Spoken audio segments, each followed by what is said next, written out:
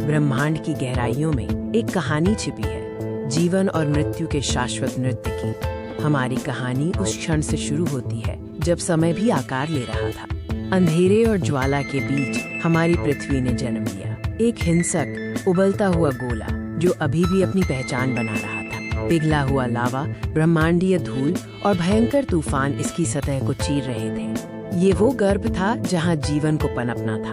धीरे धीरे क्रोध शांत हुआ, सतह ठंडी हुई और बादलों से जल बरसना शुरू हुआ।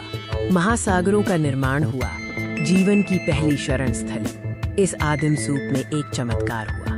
मृत्यु की शून्यता से जीवन की पहली चिंगारी फूटी। प्राचीन महासागरों की गहराई में सबसे छोटे जीव पनपे। लाखों वर्षों के विकास ने उन्हें जटिल रूपों में ढाला। फिर आए वे विशालकाय जीव, डायनासोर। उन्होंने पृथ्वी पर राज किया, जंगलों को रौंदा और जीवन की शक्ति का प्रदर्शन किया। परंतु प्रकृति का नियम अटल है, जो उठता है उसे गिरना ही होता है। महाविनाश ने उनके युग का अंत कर दिया, जीवन को फिर से शून्य पर ला दिया।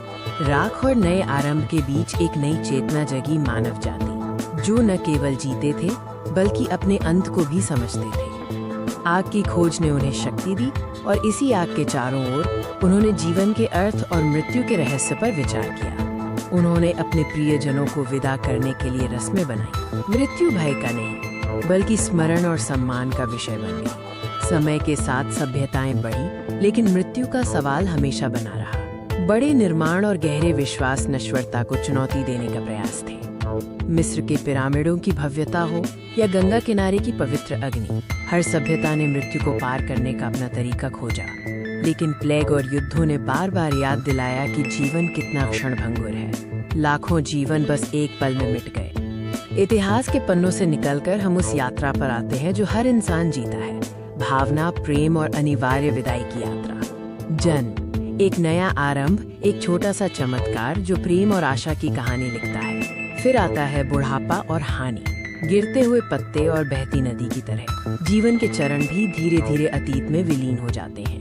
और अंत में अनिवार्य मृत्यु, एक बुझती हुई लौ जो ये दर्शाती है कि हर प्रकाश को एक दिन शांत होना है। लेकिन क्या ये अंत है या केवल एक पड़ाव? ब्रह्मांड कहता है कि मृत्यु भी जीवन का ही एक हिस्सा है, ऊर्जा का एक रूप जो कभी नष्ट नहीं होता। जैसे सूरज डूबता है, शांति छा जाती है, जीवन का चक्र पूरा हो गया है और आत्मा शांति पाती है। रात के आकाश में तारे हमें याद दिलाते हैं कि हम सब ब्रह्मांड की धूल हैं और हम उसी धूल में लौटते हैं। जीवन और मृत्यु एक महाकाव्य है जो हमेशा लिखा जाता रहेगा। ये अंत नहीं है, ये अनंत है।